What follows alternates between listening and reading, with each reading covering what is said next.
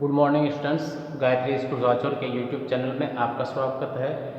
तीसरा पार्ट जो है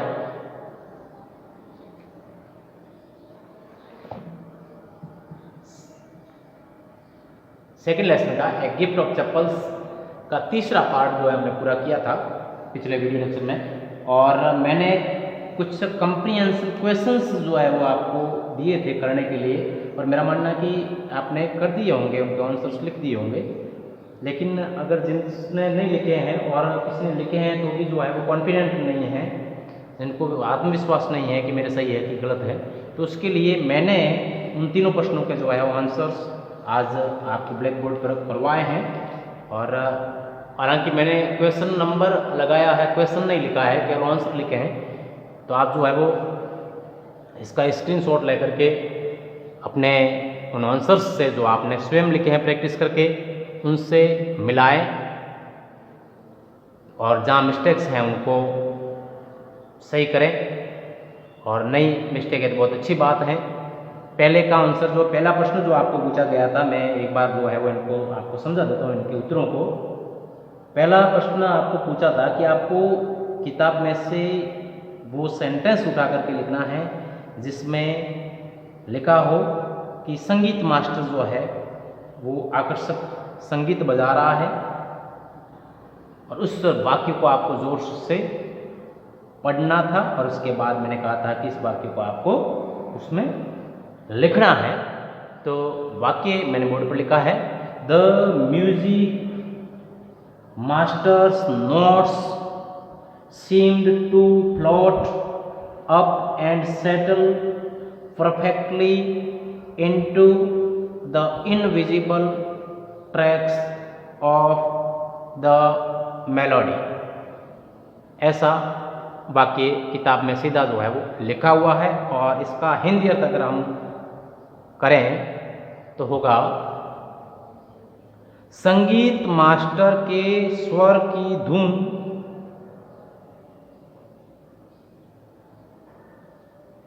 अदृश्य राहों पर तैरते हुए पूर्ण रूप से व्यवस्थित लग रहे थे। कहने का मतलब संगीत मास्टर के स्वर नोट्स जो है धुन की अदृश्य राहों पर, धुन की अदृश्य राहों पर, मेलोडी यानी धुन, ट्रैक्स यानी राह, इनविजिबल यानी अदृश्य, धुन की अदृश्य राहों पर तैरते हुए पूर्ण रूप से व्यवस्थित लग रहे थे। मतलब उसकी धुन जो थी वो एक सदी हुई धुन थी, नियंत्रित थी, परफेक्ट थी। तो ये जो है वाक्य उसमें से आपको लिखना था, उसको पढ़ना था। दूसरा प्रश्न जो है उसमें आपको पूछा था, had the beggar come to Rukmini's house for the first time, give reasons for your answers. आपको बताना है कि क्या रुक्मिणी के घर पे भिखारी जो है वो पहली बार आया था। आपको अपने उत्तर के कारण भी लिखने हैं कि वो पहली बार आया था, तो भी आपको कैसे मालूम हुआ कि वो पहली बार आया था। अगर पहली बार नहीं आया था, कई दिनों से आ रहा था, तो भी आपको कैसे मालूम हुआ कि वो कई दिनों से आ रहा था। इसके आपको तर्क देने हैं, और तर्क सहित जो है वो इन उत्तर को जो है वो देने का प्रयास करना है। तो आंसर जो है वो है, no the beggar had not come to Rukmini's house for the first time. सीधी सी बात है, किताब में भी लिखा है, आपने ध्यान से उस पाठ को अगर देखा है, उसका अनुवाद को सुना है, तो भिखारी जो है वो पहली बार रुक्मिणी के घर पर नहीं आया था। He had been coming there every day for the past 1 week। वह पिछले एक सप्ताह से प्रत्येक दिन उसके घर पे यानी रुक्मिणी के घर पे आ रहा था। ठीक है, ये कैसे मालूम हुआ, आपको रीजन बताने हैं, इसके कारण बताने हैं, कैसे मालूम करें कैसे बताएंगे?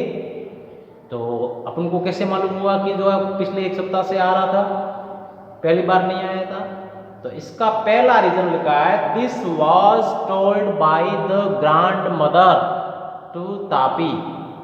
ग्रैंड मदर ने तापी को, नानी को जो है ये बात बताई थी कि ये भिखारी जो है वो यहाँ पर पिछले एक सप्ताह से आ रहा है। एक बात तो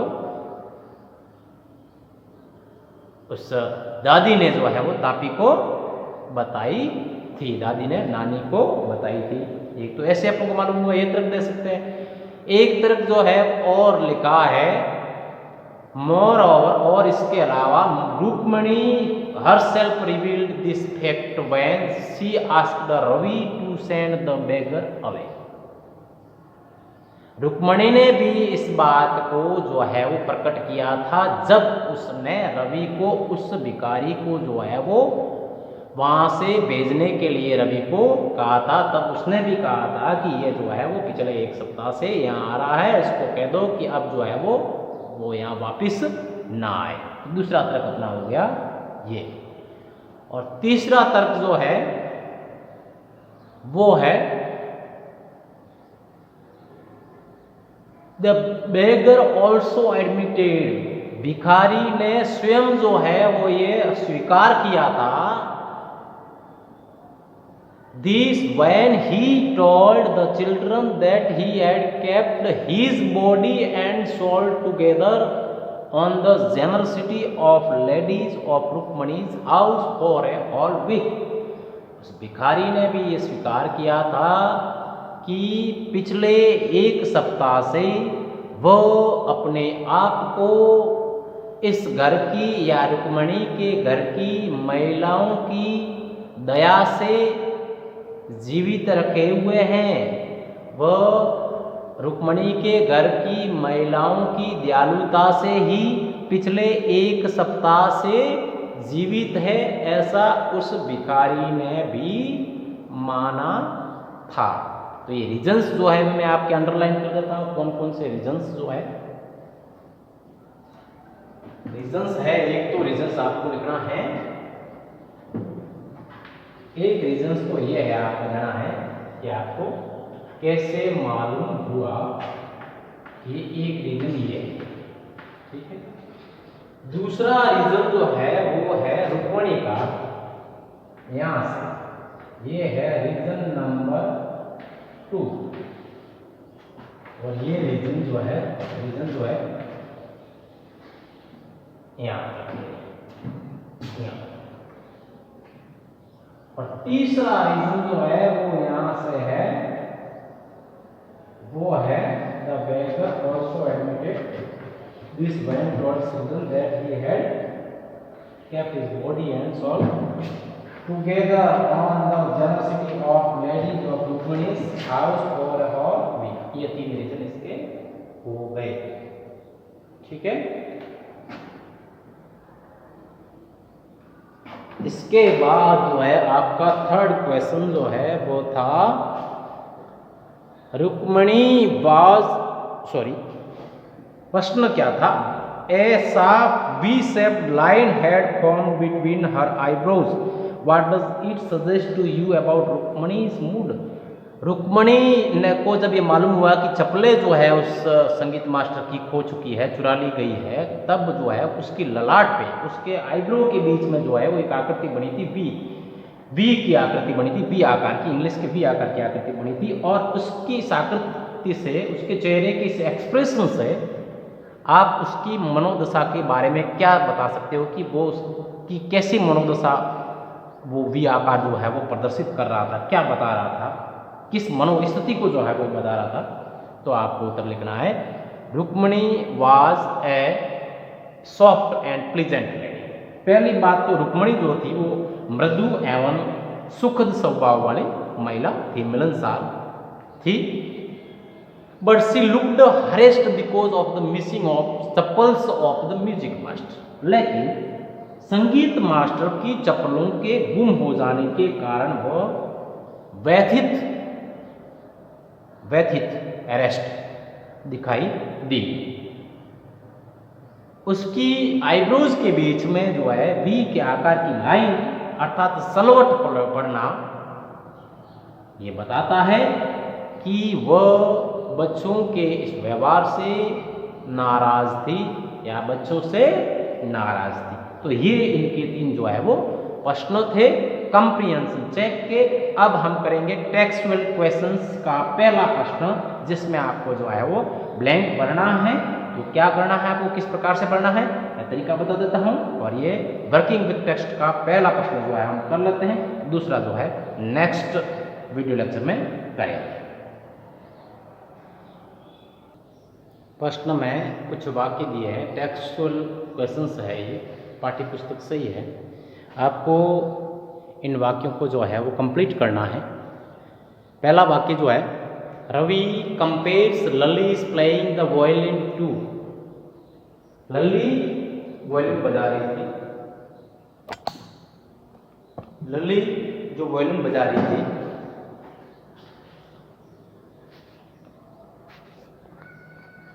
उस लली के वायलिन की आवाज को रवि ने तुलना की थी उस लली के वायलिन की धुन की जो है वो रवि ने किससे तुलना की थी। आपको उस बुक में से ही ढूंढ करके जो आगे का ये सेंटेंस है पूरा करना है। तो बुक में लिखा है, मैंने लिखवा दिया है। उसने उसकी तुलना की थी उस ट्रक से, उस ट्रेन से जो कि बार बार अपने पथ से, अपने ट्रैक से, अपने रास्ते से उतर जाती थी। तो ये जो मैंने अंडरलाइन किया है, ये आपकी किताब में ये सेंटेंस लिखा हुआ है, आपको उठा करके इसमें लिखना है। दूसरा है, trying to hide beneath the track of chillies. Mahendra उस चिल्ली के बच्चे का नाम है। पूछा है trying to hide beneath the tray of chillies. लाल मिर्चें जो सुखाने के लिए रखी हुई थी ट्रे में, उस ट्रे के नीचे छुपने के प्रयास में महेंद्र ने क्या कर दिया था, वो वाक्य लिखा हुआ है। वो वाक्य लिखा हुआ उसमें ये है, tipped a few chillies over himself. उसने कुछ मिर्चें जो है वो अपने ऊपर जो है वो गिरा दी। उस ट्रे में से कुछ मिर्चें जो है उसके ऊपर गिर गई थी, उसके नीचे छुपने के प्रयास में। तो ये यहाँ से जो है वो आपको लिखना है। सॉरी, यहाँ से नहीं है, यहाँ से होगा, यहाँ से, ठीक है, यहाँ से यहाँ तक। फिर लिखा है the teacher played a few notes on his violin. अध्यापक ने कुछ धुनें जो है, कुछ स्वर जो है अपने उस वायलिन को बजाए। और फिर जो है वो लली ने क्या किया, लली, यहाँ से लली तक तो शायद जो है लिखा हुआ है आपके किताब में, यहीं से होगा। और लली क्या करती, उसके पीछे जो है वो रुक रुक करके जो है वो बजाने का प्रयास कर रही थी। यहाँ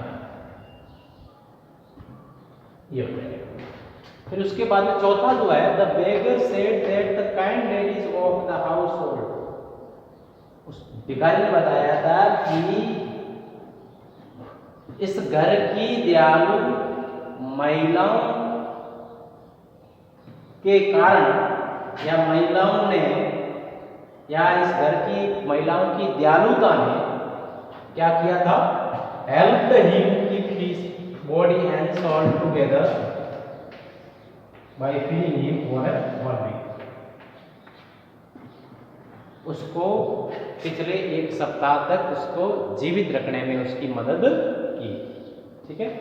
लास्ट वाला वाक्य, after the lesson was over.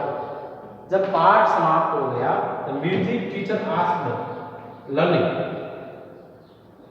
जब पाठ समाप्त हो गया था तो संगीत शिक्षक ने लली को पूछा था, क्या पूछा था, if she had seen his chappals, क्या उसने उसके चप्पल जो है वो देखे हैं।